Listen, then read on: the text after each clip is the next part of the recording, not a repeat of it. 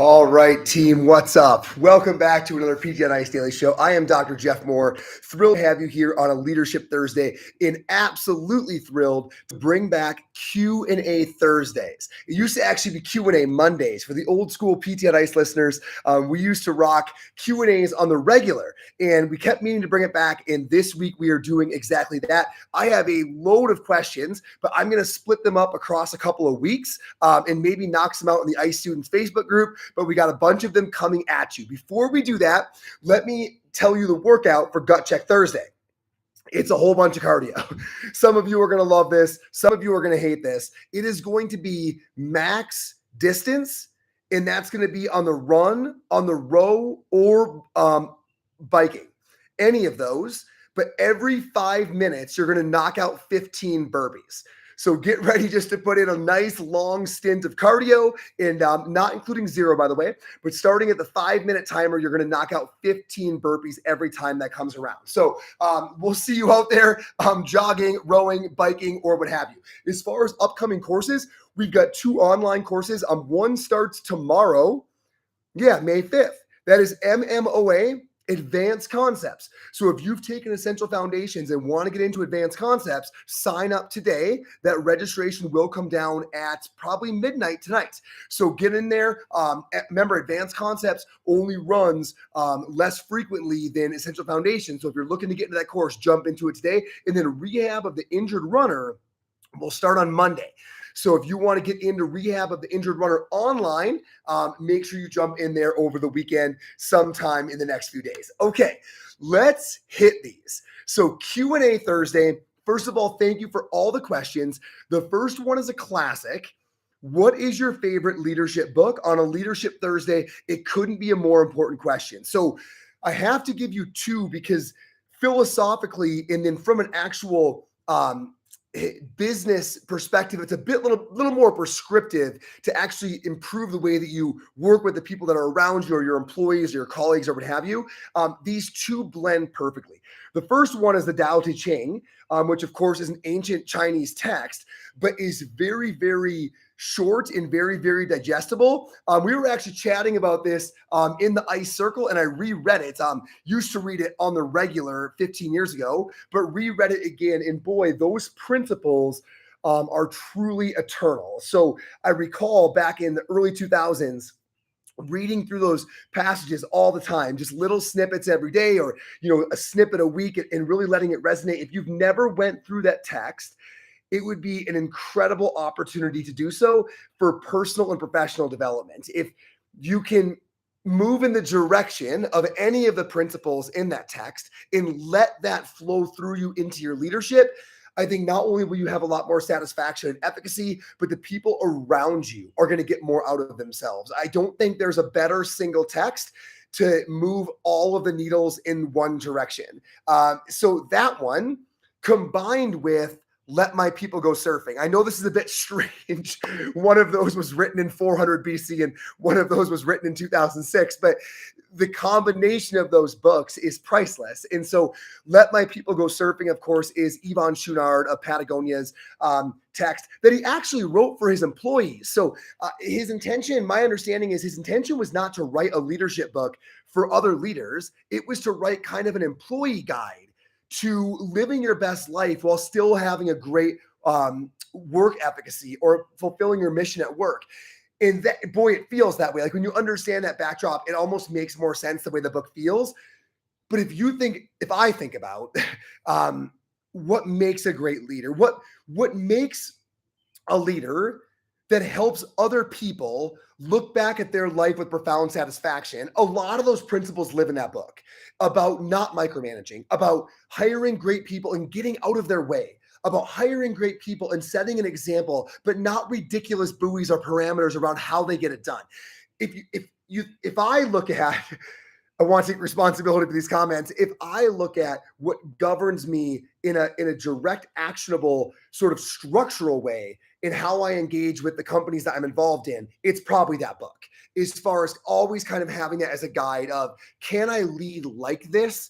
that book is probably the best overall example. So a combination of the principles of the Tao Te Ching with the actual leadership manifesto of Let My People Go Surfing, that those two coming together is first of all more symbiotic than you're ever going to expect. And I think that's what guides my leadership style the most. So thank you so much for that. I hope some of you get a chance to read those books. The Tao Te Ching, I wouldn't say maybe read the book is the right way to say it, but work with the book, pull pieces out of it, try to implement, circle back to it. That one's going to be a work in progress your entire life. So hope that one helps. Okay, number 2, what's your favorite way to improve employee engagement? I have to start this off with a quote by Lou Holtz because it is the most important way to answer the question, but then I won't totally cop out, and I'll try to give even in absence of maybe this quote, how you can still incorporate some strategies. So the quote is, and it's a quote that I believe maybe even earlier than that. I saw him give this quote at a press conference. So for those of you who don't know Lou Holtz, he coached at a bunch of programs, but I remember him best as the coach of Notre Dame football. And I remember him giving this quote where a reporter asked him, how are your people so motivated? Like, what do you do that's so different? Why do you have the most motivated players? And she was looking for what's your secret, right? And his answer was fascinating. And I've never forgotten it. He said, I've never motivated anybody in my life. You're either self-motivated or you don't play here. And boy, that hit. Maybe it was the humility of it, right? The fact that she was asking him for what's your secret, and he didn't provide one, right? He said, I don't have a secret. If any secret I have, it's identifying people who are amazing. And what you're seeing is their amazingness, not mine. And so the humility of that jumps off the page to me right away. But it's also so unbelievably true in the meaning that is the secret sauce. You are never going to take unmotivated people and somehow be a leader so transformative they become different humans. Like I don't see that, at least not in the time frame that we have employees or colleagues. I don't see that as a reasonable venture. And so it truly does start. If you want engaged employees, you have to hire engaged people. And we've talked a lot on Leadership Thursday about that. But what your job is to identify people that no matter what they do, they're going to be engaged because they care so much, because their purpose is so well outlined, because you're helping to facilitate that. That is the answer to the question.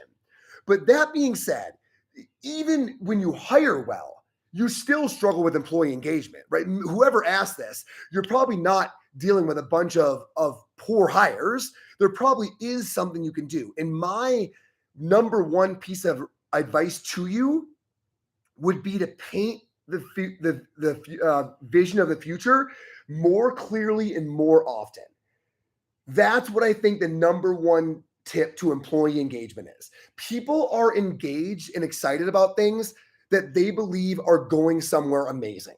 Your job as the leader is to always be seeing around the corner, right? Is to be looking around the corner and knowing what's coming up next and making sure that your employees realize how incredibly exciting it is, and that if they continue to be a part of it, and if what you're doing continues to work, right? Which means crossing all the T's, dotting all the I's, right? You got to do the small things to get there. We got to do good notes. We've got to do good marketing. Some of those things aren't the most exciting thing, but what's coming is exciting, right? And your job is to make sure they keep seeing that.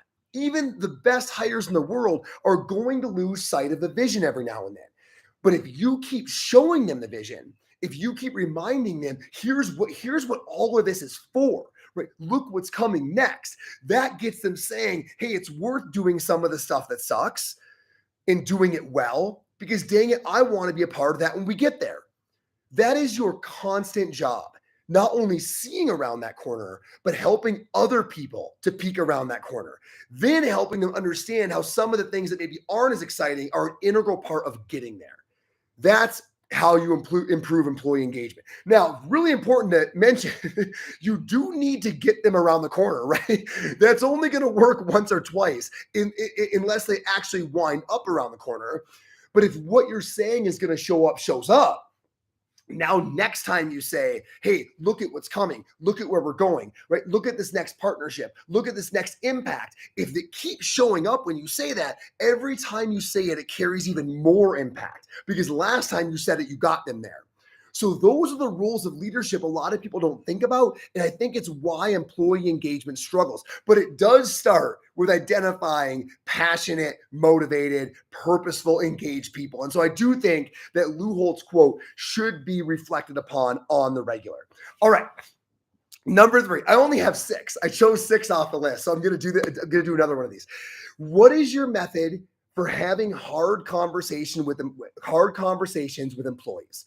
Okay. 3 things: early, direct, and with curiosity. And when I say early, I mean way earlier than you think I mean, right? The moment that you start telling stories in your head about why somebody isn't doing what they need to do, get to that person. Get to that person to protect them from your storytelling. Team, it's a funny thing being a human in the way the mind works, but it's incredible these stories that we'll spin in the absence of evidence or communication. Don't do that to your people.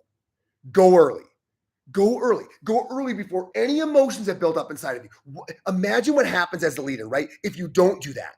How many times you watch things not being done the way you want them done, and you get more and more frustrated and more stories about why aren't they doing it? It's not that hard. Pretty soon, by the time this conversation comes up, that person's in a tough spot because you've went way down that emotional well. Just go right to them.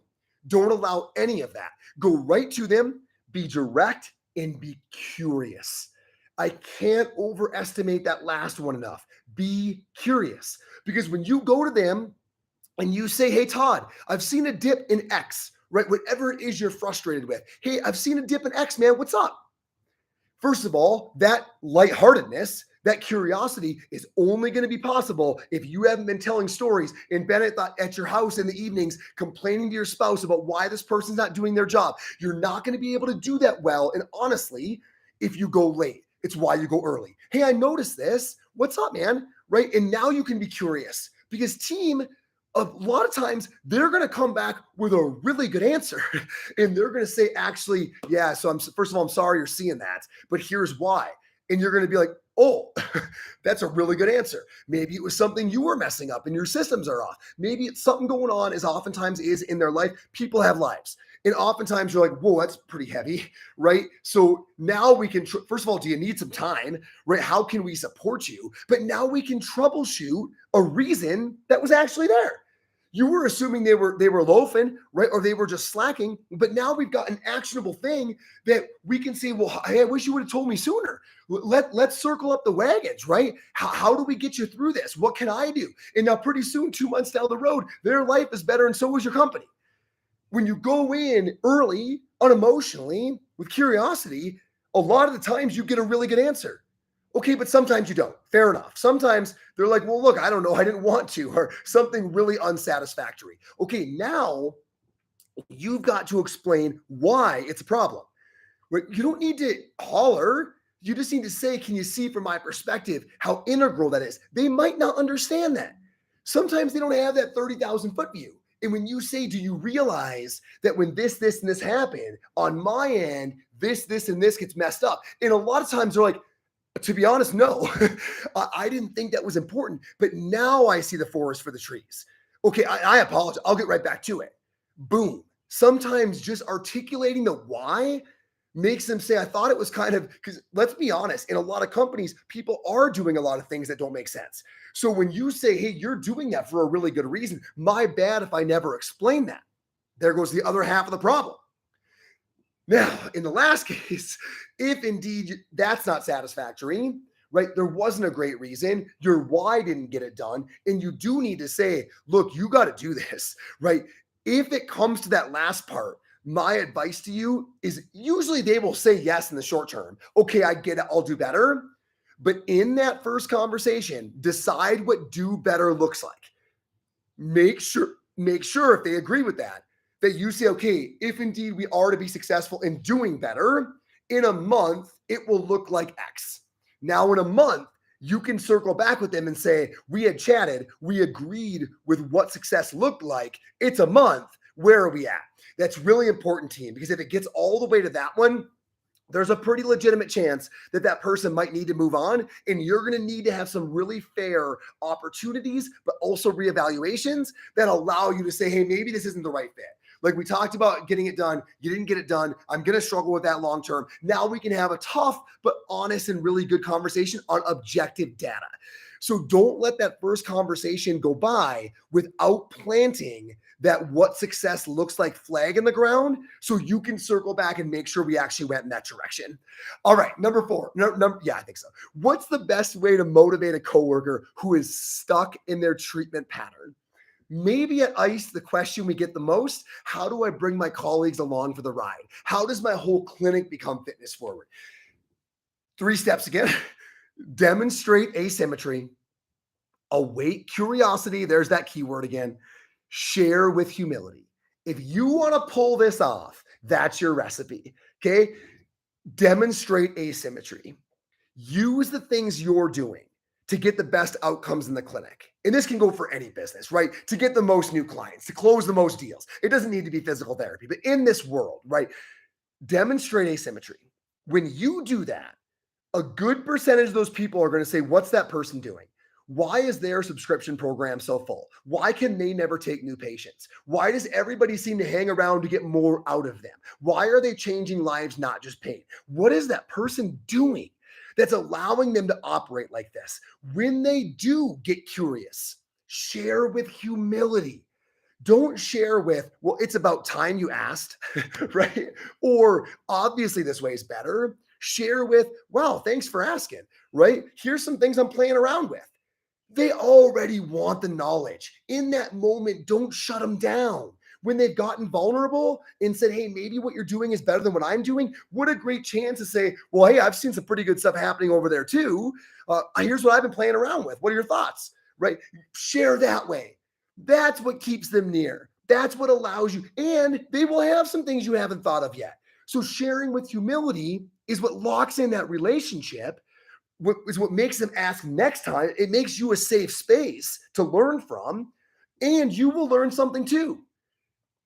I do want to say here that the student does need to show up for the teacher to actually arrive and be effective. What I mean by that is, do not waste your career trying to change people that don't care a ton. This is not a good use of time.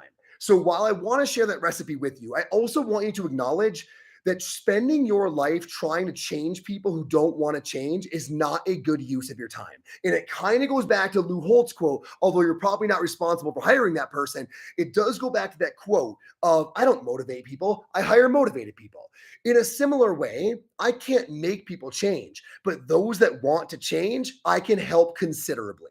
So make the asymmetry obvious. And those who do come your way, share and walk forward with humility. That's my key. You won't get everybody, but if you start getting a few, it's going to become really uncomfortable for those you don't get. And odds are they're going to find themselves a more appropriate environment. And that's how you get it done.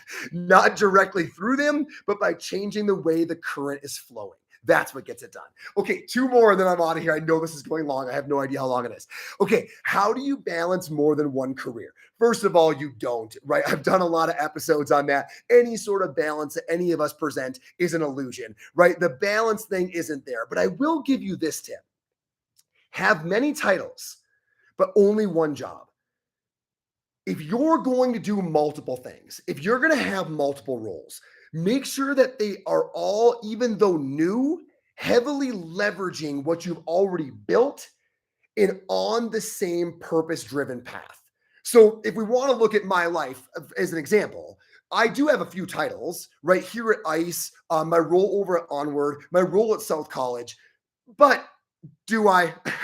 I mean, these are all the same idea of reshaping what physical therapy looks like, how it gets to the consumer, right? In some of those cases, I'm catching folks really early and able to set an early impression. In other areas, they're more mature in their career, but I can deal with other aspects of how they do this that are unique, but on the same purpose of changing physical therapy into the next version of fitness forward manual therapy, skilled, psychologically informed. It's just different entry points, touch points, and types of business.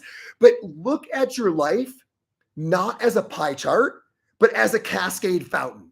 You ever see those in like somebody's lawn? Like the one bowl is pouring into the next bowl, into the next bowl. That's how my life feels. Because every time I get better at any of those, it feeds the other one, right? Every time I get better at teaching a concept, I can share that in the other buckets. Doesn't matter if it's business or physical therapy skill, all of those roles need all of those things. So while they're different titles, it's all sort of different versions of the same thing. Do that. Take what you've already built and the skills you have and just share it in a new space. Learn new tools, have different entry points, but have it all be the same purpose. Whenever people come to me and they say, I'm going to start this, and that this looks drastically different than what they were doing before, I'm always like, hold on a second. Those seem like two different startups going in opposite directions. If it's not complementary and symbiotic, it shouldn't be done. So that's my recommendation. Have multiple titles, but only have one actual job and one purpose. And if the next thing doesn't feed that, don't do it. And in that way, when every area that you grow complements every other area you operate in, it's going to be, I don't want to say balanced, but it's going to be a lot more synergistic and you're going to get a lot more out of it. And so is everybody else that's working with you or learning from you. Last one. What is your favorite industry to watch, study, and learn from that's not health, fitness related, and why? In the next 3 minutes, it's an obvious answer, right? You know my obsession with it, but that is the restaurant business. But here's the reasons why, and that's why I thought the question was fun. They have to turn people, and that's the ultimate skill. In the restaurant business, people often don't come in the best mood. You can perceive that when you go to the table, and in your mind, you're like, by the time they walk out of here, they are going to be cracking up. They are going to be well fed. There's going to be serotonin flowing, right? This is going to be a different human when they walk out. We deal with that in rehab all the time. People come in a tough spot. They don't believe in what we do. They say, hey, I'm only here because I can't get an MRI until I do 6 weeks of physical therapy, right? You're going to turn them. That skill, that ability to turn somebody, to meet them where they are, and even without them knowing it, transform their mood, transform the way they feel, the way they're envisioning their experience, and thus be able to open up the door to changing lives. That ability is probably the most clearly demonstrated in the restaurant business. Number 2, you've got to control chaos while presenting peace. There is literally nowhere, and everybody who's in the restaurant business knows the truth of this statement. There's nowhere that you have to control chaos, especially when you go back to the kitchen and ask about where the food is or what have you. There's chaos back there. But when you come table side, they can't perceive any of that. They have to feel as though you just sauntered out from a meditation, right? You mosey up, you're laughing, your demeanor is soft and gentle. They have to perceive peace when you're dealing with chaos. Feels like rehab, doesn't it? You've always got insurance companies, you've got notes, you're overbooked, that person's done. It's chaos. But when you engage with that person behind the door, they've got to feel like they have all the time in the world. Like you want to hear their whole story. Controlling chaos, well, while they perceive peace, is shared in both worlds and critical. Number 3, you got to master the environment. You have to master the environment. People have great culinary experiences or great healing experiences in perfectly intentionally designed environments. Small things or big things. When somebody comes into either of those spaces and the details have been meticulously taken care of, it's why at Onward, we say excellence looks different. It does look different. You walk in and say, well, this is different. This is not what I expected. Heck, I think I would hang out here. Like, not even for rehab. Like, first of all, it's my kind of stuff, right? I see the rig. I see all the right, beautiful coffee setup right over here. Great spot to lounge. The music's perfect. It's a chill vibe. Like, I would just come here to work or something. That environment. The restaurant's the same thing. When people come in, the feel, the setting, the lighting, the music, everything has to be artfully crafted. And when done so, when the environment works for you, the results can be unbelievable and transformative. So both of them have that. You have to be able to adjust expectations. That's number 4. Sometimes, right, people think they know what they want when they walk into your restaurant. You've got to convince them that you know what they need. Same thing in rehab, right? They think they're coming in for ultrasound. You need to get them to deadlifts. Maybe not today, right? But you know where they need to go. But it's quite a gap to get there. If somebody comes in thinking they want the cheese pizza, and I know what they really need is the chicken almatone, I've got myself a bit of a journey, right? But if I get them there, if I can get them to see, like, I know you usually get the pizza, and the pizza's fine, right? But you've never had this. And I'm telling you, I had it for lunch yesterday at staff meal. And this is the kind of experience that brings you back for years and years. Give me a chance. Get this dish. When you have to cross that chasm, when you have to say, I know you loved ultrasound last time. And who doesn't love a good ultrasound? Actually, me. But I wouldn't say that to the patient. But what you really need is this. And you start taking steps to get them there, and the trust builds, and you get them all the way to the end. That ability to alter expectation is one that is so unique in its intensity in both of these spaces. Okay, one last thing. Both of them change lives. Both of them change lives. Rehab changes lives. Great culinary experiences change lives. If you can do all of those things leading up to it, but it can also be a very mediocre experience. We know that, right? And those who were at Sampler, we talked about shifting the average.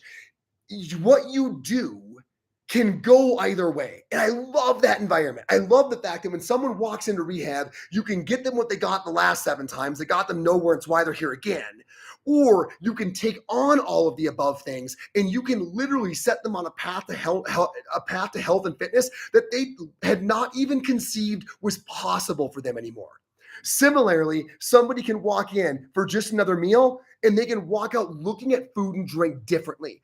They can look at the people they're with differently because of where the conversations went and how emotional and moving it was. It can be mediocre or it can be anything but.